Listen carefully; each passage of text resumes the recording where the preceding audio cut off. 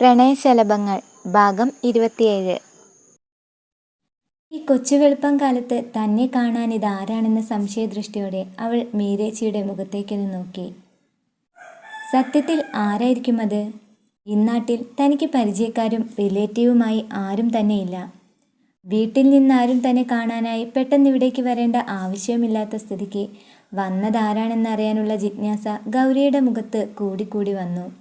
അവൾ ഇരുന്ന ഇരിപ്പിൽ നിന്നും പെട്ടെന്ന് എഴുന്നേറ്റ് ഡോറിനടുത്തേക്ക് ലക്ഷ്യം വെച്ച് നടക്കാൻ തുടങ്ങിയതും മീര അവളെ വിരൽ ഞൊട്ടി വിളിച്ചു. ഹലോ, ഇതെങ്ങോട്ടാ ഇത്ര ധൃതി പിടിച്ച്? പുറത്തേക്ക് വിരൽ ചൂണ്ടിക്കാണിച്ചുകൊണ്ടവൾ മീരേച്ചിയെ ഒന്ന് നോക്കി. അത് മനസ്സിലായി. ഈ കോലത്തിലാണോ അവിടേക്ക് പോകുന്നതെന്നാ ചോദിച്ചത്. വന്നത് ആരെങ്കിലും ആകട്ടെ, എങ്കിലും നിന്റെ ഈ വാടിയ മുഖം കൊണ്ട് അവരുടെ അടുത്തേക്ക് ചെല്ലുന്നത് ശരിയാണോ? ചെന്ന് മുഖമൊക്കെ കഴുകി നല്ല വൃത്തിയുള്ള ഡ്രസ്സൊക്കെ ധരിച്ചുകൊണ്ട് വാ. അതെന്തിനാ? എന്നെ എന്താ പെണ്ണ് കാണാൻ വന്നിരിക്കുകയാണോ ഒരുങ്ങിച്ചെല്ലാൻ? ആ, പെണ്ണ് കാണാൻ വന്നവരുടെ മുൻപിലേക്ക് മാത്രമേ ഒരുങ്ങിച്ചെല്ലാൻ പാടുള്ളൂ എന്നുണ്ടോ? ദേ ഗൗരി, ഈ ഇടയായിട്ട് നിനക്ക് ഇത്തിരി തറുതല പറിച്ച് കൂടിയിട്ടുണ്ട്. ഒന്നുമില്ലെങ്കിലും നിന്നേക്കാൾ 2 വയസ്സിന് മൂത്തതല്ലേടി ഞാൻ. അതുകൊണ്ട് തൽക്കാലം നീ ഞാൻ പറഞ്ഞതനുസരിക്ക്. വേഗം ചെന്നേ. നിന്ന നിൽപ്പിൽ ദേഷ്യം സഹിക്കവയ്യാതെ നിലത്തൊന്ന് ചവിട്ടിയ ശേഷം മുഖം കയറ്റിപ്പിടിച്ച് ഇഷ്ടക്കേടോടെ അവൾ വാഷ്റൂമിലേക്ക് നടന്നു കയറി. അവളുടെ ആ ഭാവം കണ്ട് ചിരി അടക്കി പിടിച്ച് മീരയും ഒതുങ്ങി നിന്നു. ഹോസ്റ്റലിലെ വിസിറ്റേഴ്സ് റൂമിനെ ലക്ഷ്യമാക്കി അവർ രണ്ടുപേരും നടന്നു. ഗൗരിയുടെ അതേ ജിജ്ഞാസ തന്നെയായിരുന്നു മീരയ്ക്കും. അതുകൊണ്ട് അവൾക്കൊപ്പം കൂട്ടായി മീരയും അവിടേക്ക് ചെന്നു. റൂമിനകത്തെ സോഫ സെറ്റിൽ ന്യൂസ് പേപ്പർ വായിച്ചുകൊണ്ട് മുഖം മറിച്ചിരിക്കുന്ന ഒരു വ്യക്തിയെ കണ്ടപ്പോൾ വന്നയാൾ ഒരു പുരുഷനാണെന്നവർ ഉറപ്പിച്ചു. രണ്ടുപേരും വന്നതറിയാതെ വായനയിൽ മുഴുകിയിരിക്കുന്ന അയാളെ ഉണർത്താനായി മീര വെറുതെ ഒന്ന് തൊണ്ട പിടിച്ച് ശബ്ദം പുറത്തേക്ക് പുറപ്പെടുവിച്ചു. അത് കേട്ടയുടനെ അയാൾ പേപ്പർ താഴ്ത്തി അവരെയൊന്ന് നോക്കി.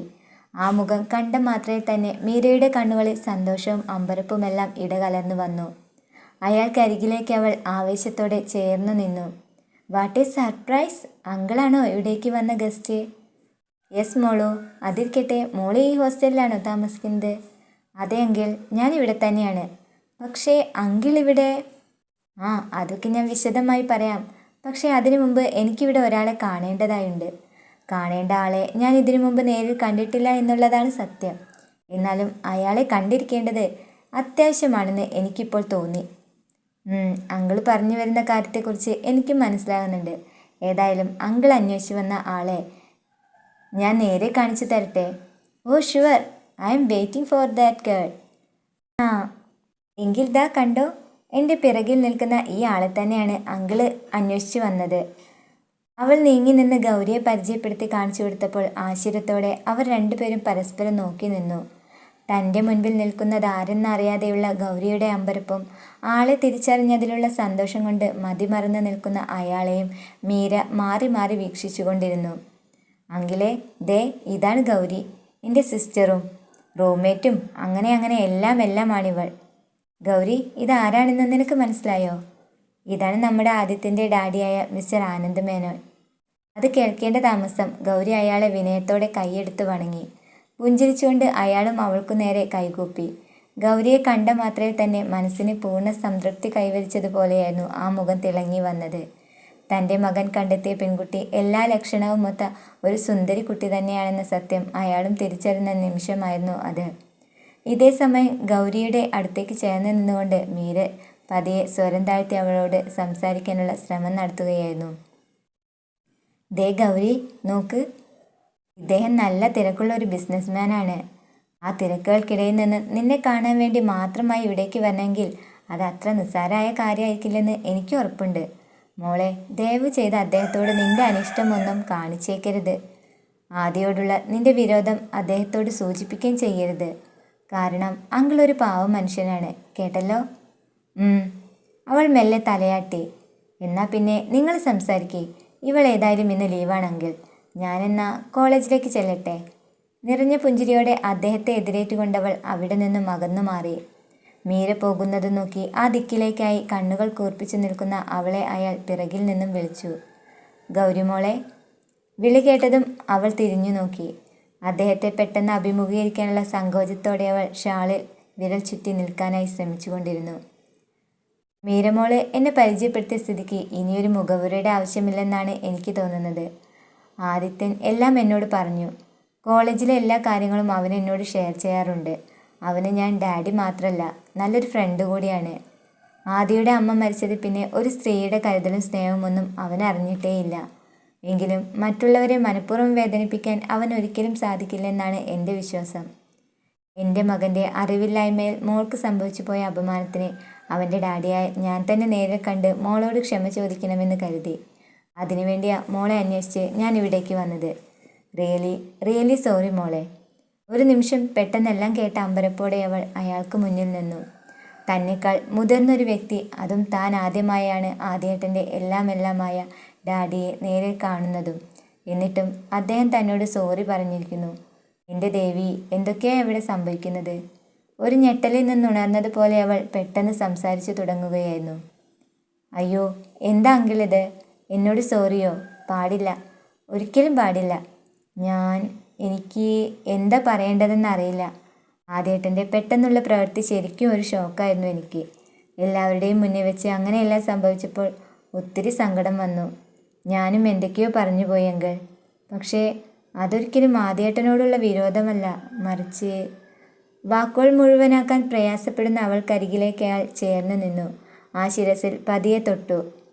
മതി, എനിക്കത് കേട്ടാൽ മതി. ഈ അങ്കിളിന് ഒരുപാട് സന്തോഷമായി മോളെ. മോളെ കാണുന്നതിന് മുൻപ് വരെ ഈ ഹൃദയം വല്ലാതെ ടെൻഷൻ അടിച്ചിരുന്നു. എന്നാൽ ഇപ്പോഴതെല്ലാം മാറി. ഒരു നെടുവീർപ്പോടെ ആ ശിരസിൽ മെല്ലെ തഴുകിയ ശേഷം അവളോട് യാത്ര പറഞ്ഞുകൊണ്ട് അയാൾ അവിടെ നിന്നും പോകാനായി തുടങ്ങി. പെട്ടെന്നാണ് അയാൾ വീണ്ടും തിരിഞ്ഞു നോക്കിയത്. ദേ, ഒരു ദിവസം മോളുടെ നാട്ടിലേക്ക് ഈ അങ്കിളും ആദ്യം വരുന്നുണ്ട് കേട്ടോ.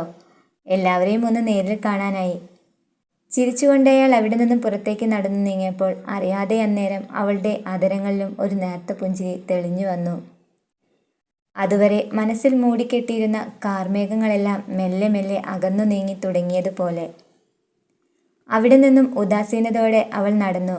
മുകളിലേക്കുള്ള സ്റ്റെയർ കേസുകൾ ഓരോന്നും അവൾ കയറി തുടങ്ങുമ്പോൾ സംഭവിച്ച ഓരോ കാര്യങ്ങളും അവളുടെ ഓർമ്മകളിലേക്ക് ഒഴുകിയെത്താൻ തുടങ്ങി. തൻ്റെ ഷോൾ വലിച്ചെടുത്ത് തീയണച്ച ശേഷം സംഭവിച്ചു പോയ അബദ്ധത്തെ തിരിച്ചറിഞ്ഞുകൊണ്ട് എല്ലാവർക്കും മുന്നിൽ വിളറി വെളുത്തു നിന്നിരുന്ന ആദ്യേട്ടൻ്റെ മുഖം ആ മനസ്സിലേക്ക് ഓടിയെത്തുകയായിരുന്നു.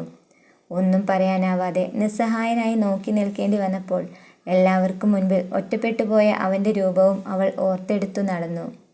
തൻ്റെ കണ്ണുകളിൽ നോക്കി ധൈര്യത്തോടെ ഇഷ്ടമാണെന്ന് തുറന്നറിയിക്കാൻ ശ്രമിച്ചപ്പോൾ ആ മുഖത്ത് തെളിഞ്ഞു കണ്ട ആത്മാർത്ഥതയും കണ്ണുകളിലൂടെ പറഞ്ഞറിയിക്കാൻ ശ്രമിച്ച കുസൃതി നിറഞ്ഞ അവൻ്റെ പരിഭവവുമെല്ലാം അവൾ ഓർത്തെടുത്ത് ആസ്വദിക്കുമ്പോൾ അവൾ അറിയാതെ ചിരി തൂകുകയായിരുന്നു.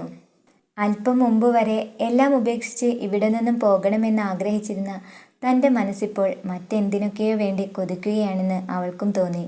നടന്ന് റൂമിനകത്തെ അലമാരയുടെ ദർപ്പണത്തിന് മുന്നിൽ അകപ്പെട്ടപ്പോൾ തൻ്റെ രൂപത്തെ ഒന്ന് ആസ്വദിച്ച് നോക്കാമെന്ന് അവൾക്കും താല്പര്യമായി. ദർപ്പണത്തിൽ പതിച്ച ഒരു സ്റ്റിക്കർ പൊട്ടെടുത്തവൾ പുരികത്തിന് നടുവിലായി വെച്ചുകൊണ്ട് മുഖത്തൂടെ മെല്ലെ ഒന്ന് തഴുകി. ആദ്യ പറഞ്ഞു നിർത്തിയ അവസാനത്തെ ആ വാചകം അവളുടെ ഓർമ്മയിൽ തെളിഞ്ഞപ്പോൾ കണ്ണുകളിൽ എന്തെന്നില്ലാത്ത ഒരു തിളക്കം കൂടി വന്നു. കുറച്ചു നാളായി തൻ്റെ മനസ്സിനെ അഴുക്കുകൾ കൊണ്ട് മൂടി വെച്ചു എന്ന് പറയുന്നതാവും കൂടുതൽ ശരി. സ്വന്തം മനസ്സിനെ പോലും പറ്റിക്കാൻ ശ്രമിക്കുകയാണെന്ന് വരുത്തി തീർക്കാനായി ഇത്രയും നാൾ മനസ്സിൻ്റെ ഏതോ ഒരു കോണിൽ ഒളിപ്പിച്ചു വെച്ച സ്വന്തം പ്രണയത്തെ വീണ്ടും പതിയെ തട്ടി ഉണർത്താൻ സമയമായി എന്ന് അവളും വിശ്വസിച്ചു. തെറ്റിദ്ധാരണകളെല്ലാം പാടെ വിട്ടൊഴിഞ്ഞു മാറുമ്പോൾ താൻ തുറന്നു പറയേണ്ട തീരുമാനത്തെക്കുറിച്ച് അറിയാനായി ആദ്യേട്ടൻ കാത്തിരിക്കുന്നുണ്ടെന്ന സത്യം സ്വയം അംഗീകരിച്ചുകൊണ്ടവൾ മന്ദഹസിച്ചു. നേരിൽ നോക്കി തനിക്കൊരിക്കലും അത് തുറന്നു പറയാനാവില്ല. പിന്നെ എങ്ങനെ? ഫോണിലൂടെയോ? അതോ ഒരു മെസ്സേജിലൂടെയോ?